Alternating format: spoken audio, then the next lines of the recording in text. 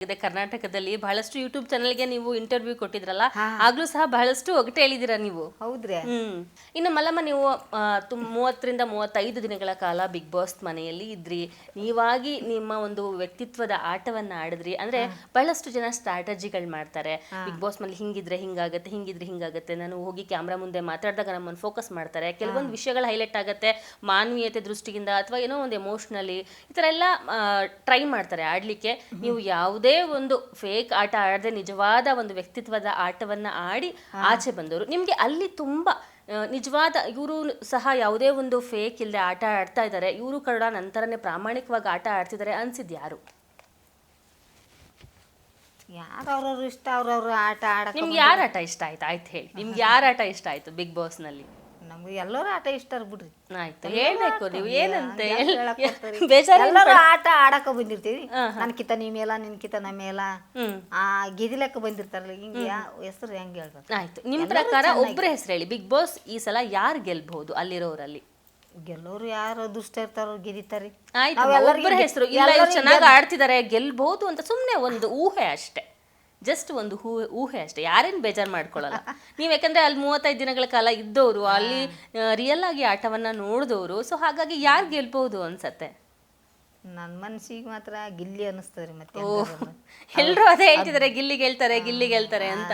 ನಮ್ಗಾನು ಅದೇ ಅನಿಸಿದ್ದು. ಅವ್ರು ಜಿನ್ಯೂನಾಗಿ ಆಟ ಆಡ್ತಿದ್ದಾರೆ ಅಂತ ಚೆನ್ನಾಗಿ ಕಾಮಿಡಿ ಮಾಡ್ತಾನ ಅಂದ್ರೆ ಕಾಮಿಡಿ ಜಾಸ್ತಿ ರೀ ಮಾಡೋದು.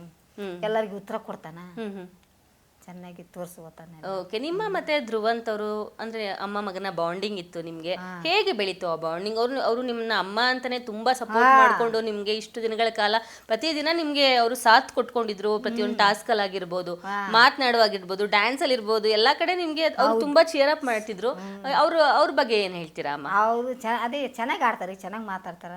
ಅಂದ್ರೆ ಅವ್ರದ್ದು ಇವ್ರ ಮುಂದೆ ಅವ್ರ ಮುಂದೆ ಹೇಳ್ತಿದ್ದಲ್ಲ, ಬುದ್ಧಿ ಮಾತಾ ಹೇಳ್ತಾರೆ. ನಮ್ಗೆ ಯಾಕೆ ಬೇಕಮ್ಮ, ನಾವು ಏನ್ ಆಟ ಆಡ್ತೀವಿ, ಆಟ ಆಡಮ್ಮ ಅವ್ರದವ್ರ ಸುತ್ತ ಅಂತ ಇದನ್ನೇ ಹೇಳವ್ರೆ.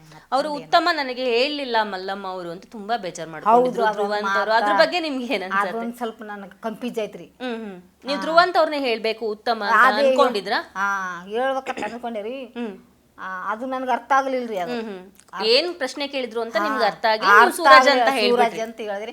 ಮತ್ತ ಆಮೇಲೆ ಇವನಿಗೆ ಕೊಟ್ಟ್ಯಾರಿ. ಆಮೇಲೆ ಗೊತ್ತಾಯ್ತಲ್ಲ, ಆಮೇಲೆ ಇವನಿಗೆ ಕೊಟ್ಟೆ. ಅದೊಂದ್ ಸ್ವಲ್ಪ ಬೇಜಾರ. ಅದ್ ನೋಡಿದಿರೋ ಇಲ್ವೋ ಗೊತ್ತಿಲ್ಲ, ಅವ್ರು ಅಳ್ತಾ ಇದ್ರು ಪಾಪ. ಮಲ್ಲಮ್ಮ ಅವರು ಅಮ್ಮ ಅನ್ಕೊಂಡಿದ್ದೆ, ಅವ್ರು ಬಂದು ನನ್ಗೆ ಹಿಂಗ್ ಅನ್ಬಿಟ್ರಲ್ಲ ಅಂತ ಬೇಜಾರ್ ಮಾಡ್ಕೊಂಡಿದ್ರು. ಅದ್ ಗೊತ್ತಾಯ್ತಾ ನಿಮ್ಗೆ? ಗೊತ್ತಾಯ್ತ್ರಿ. ಆಮೇಲೆ ಅದು ಒಂದು ಮಿಸ್ಟೇಕ್ ಆಯ್ತ್ರಿ. ಓಕೆ ಅಮ್ಮ, ಸುದೀಪ್ ಅವರು ಬರುವಾಗ ನಿಮಗೆ ಗಿಫ್ಟ್ ಕೊಟ್ಟರು, ನಿಮ್ಮನ್ನ ತುಂಬಾ ಅಪ್ರಿಷಿಯೇಟ್ ಮಾಡಿದ್ರು. ಸುದೀಪ್ ಅವರು 54 ವರ್ಷದ ಮಲ್ಲಮ್ಮ, ನಿಮ್ಮ ಮುಂದೆ ಯಾರು ಇಲ್ಲ ಬಿಡಿ, ಮಲ್ಲಮ್ಮನ ಪವಾಡವನ್ನೇ ಮಾಡ್ತಾ ಇದ್ದೀರಾ ನೀವು ಬಿಗ್ ಬಾಸ್ ನಲ್ಲಿ ಅಂತ ಹೇಳಿದ್ರು. ಅವಾಗ ಎಷ್ಟು ಖುಷಿ ಆಯ್ತು? ತುಂಬಾ ಖುಷಿ ಆಯ್ತ್ರಿ.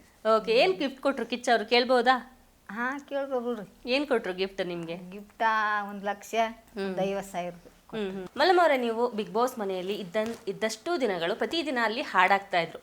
ನೀವು ಒಂದೊಂದ್ ದಿನ ಏನ್ ಮಾಡ್ತಾ ಇದ್ರಿ, ಅವ್ರು ಹಾಡಾಕಕ್ ಮುಂಚೆನೆ ಎದ್ಬಿಟ್ಟು ನಿಮ್ ಕೆಲ್ಸಗಳನ್ನ ಮಾಡ್ತಾ ಇದ್ರಿ. ಆ ಹಾಡ್ ಹಾಕೋದು, ನೀವು ಮಾಡ್ತಿದ್ದಂತಹ ಡ್ಯಾನ್ಸು ಯಾರು ಅಲ್ಲಿರೋರ್ಗಿಂತ ಕಡಿಮೆನೆ ಇಲ್ಲ ನಾನು ಅನ್ನೋಷ್ಟು ಡ್ಯಾನ್ಸ್ ಮಾಡ್ತಾ ಇದ್ರಿ ನೀವು. ಎಷ್ಟು ಎಂಜಾಯ್ ಮಾಡ್ತಿದ್ರಿ ಡ್ಯಾನ್ಸ್? ನಿಮ್ಗೆ ಇಷ್ಟ ಆಗ್ತಿತ್ತು ತುಂಬಾ? ಡ್ಯಾನ್ಸ್ ಸುಮಾರು ನೋಡಿ ಮಾಡ್ತಿದ್ದೀರಿ. ಆ ಡ್ಯಾನ್ಸ್ ಟಾಸ್ಕ್ ಅಲ್ಲೂ ಕೂಡ ನೀವು ಕೃಷ್ಣಂದು ಒಂದು ಡ್ಯಾನ್ಸ್ ಮಾಡಿದ್ರಿ, ಅದನ್ನ ನಿಮ್ಗೆ ಹೇಳ್ಕೊಟ್ಟಿದ್ರಾ? ಪ್ರಾಕ್ಟೀಸ್ ಮಾಡಿಸಿದ್ರಾ? 2-3 ಸಲ ಮಾಡಿದ್ದೇವ್ರಿ ಅಲ್ಲಿ ಬಾತ್ರೂಮ್ ಅಲ್ಲಿ ಹಾಡ್ ಹಾಕಿ. 1-2-3 ಸಲ ಮಾಡಿದ್ದೇವ್ರಿ ಅಲ್ಲಿ. ನೀವು ನೋಡ್ಲಿಕ್ಕೆ ತುಂಬಾ ಸಾಫ್ಟ್ ಅಮ್ಮ, ಆದ್ರೆ ಗಟ್ಟಿಗಿತ್ತಿ, ಒಳಗಡೆಯಿಂದ ಬಹಳ ಗಟ್ಟಿಗಿತ್ತಿದ್ದೀರಾ.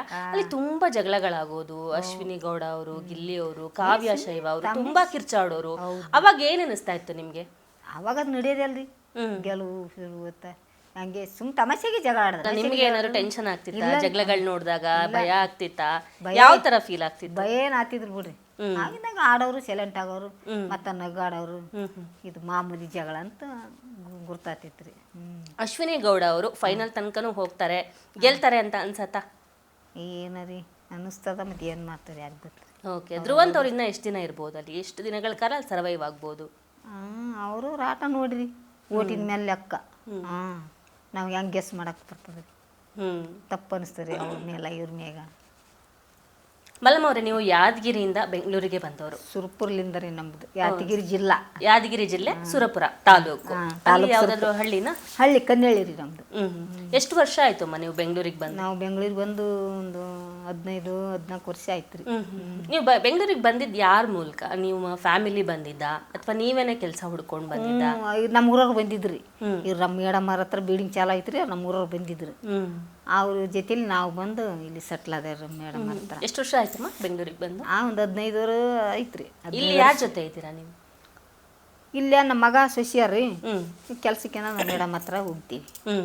ಆ ಬೀಡಿಂಗ್ಗೆ ತಾನೇ ಬೀಡಿಂಗ್ ಕೆಲಸ ಮಾಡಿದೇವ್ರಿ. ಬೀಡಿಂಗ್ಗೆನ ಅವ್ರು ಬುಟಿಕ್ ಚಾಲು ಮಾಡಿದ್ರಿ. ಅವ್ರು ಬೀಡಿಂಗ್ ಕಟ್ಟೋರು ನಮ್ಮ ಊರಾಗ ಕರ್ಕೊಂಬಂದವ್ರು, ಮತ್ತೆ ಬೇರೆ ಬೀಡಿಂಗ್ ಹೋದ್ರು. ನಮ್ಗೆ ನಮ್ಮ ಮೇಡಮ್ ಮಾಡಿದ್ರೆ ನಿಮಗೂ ಬಟ್ಟೆ ಎಲ್ಲ ಹೊಲಿಯೋದಿಕ್ಕೆ ಎಲ್ಲ ಬರುತ್ತಾ? ಸಾದಾ ಹೊಲಿತೀವಿ ನೀವು ಇಂಥವು, ಅದ್ರ ಡಿಸೈನ್ ಬರಲ್ಲ ರೀ. ಏನೇನು ಕೆಲಸ ಮಾಡ್ತೀರಾ ನಿಮ್ಮ ಬೋಟಿಕಲ್ಲಿ? ಅಲ್ಲಿ ಬುಟಿಕಲ್ಲಿ ಇಂಥ 2 ರೂಮ್ ಅವ್ರಿ, ಅದು ಕಸ ಗುಡ್ಸೋದು, ಒರೆಸೋದು, ಗ್ಲಾಸ್ ಒರೆಸೋದು, ಅವು ಏಮಿಂಗ್ ಮಾಡೋದು, ಜಿಗ್ ಜಾಗ್ ಮಾಡೋದು, ಉಕ್ಕು ಹಚ್ಚೋದು, ಇವು ಮಾಡ್ತೀನಿ. ಮತ್ತು ಅವ್ರಿಗೆ ಟೀ ಕಾಫಿ ತಂದ್ಕೊಂತ ಅಲ್ಲೇ ಇರೋದು. ಗ್ಯಾರಂಟಿ ನ್ಯೂಸ್, ಸುದ್ದಿ ಖಚಿತ, ನ್ಯಾಯ ನಿಶ್ಚಿತ.